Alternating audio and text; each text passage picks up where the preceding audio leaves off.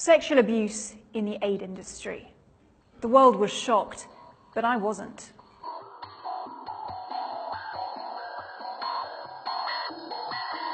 Alleged sex parties, sexual exploitation, even the rape of those aid workers were meant to be helping.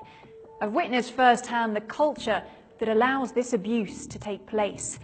And now the aid world is having its Me Too moment.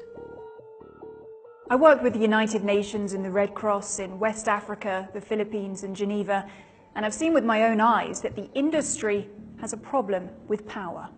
I thought back to my own experiences driving on the streets of Manila in one of those white United Nations SUVs.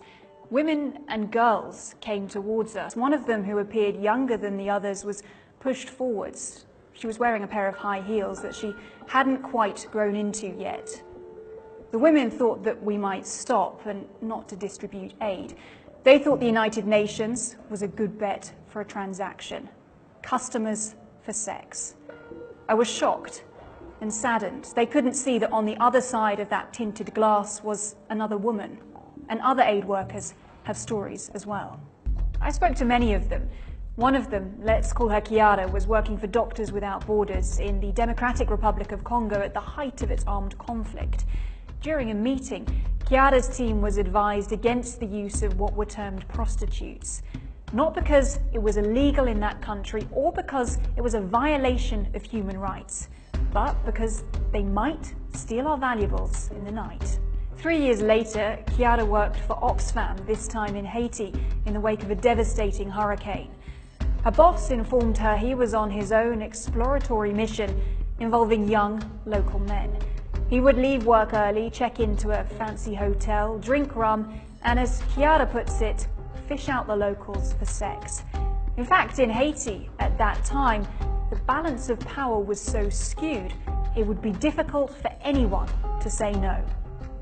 And power is the most troubling problem. In the middle of conflict or in the wake of natural disasters, people are at their most vulnerable. And it's a situation some aid workers exploit for sex. All too often, the victims are voiceless. Who will listen to their Me Too stories? Sadly, many in the aid world didn't. Kiara and others told me that there was a culture of silence. No one said anything. So what are the solutions? Oxfam International's executive director told me she's cleaning her own house and is launching an independent commission.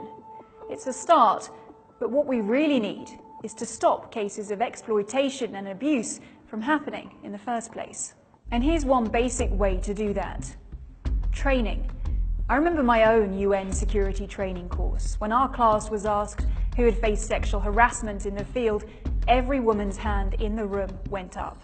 So that evening, the women were invited to sit in a circle, share our experiences, and talk about ways to make ourselves less vulnerable.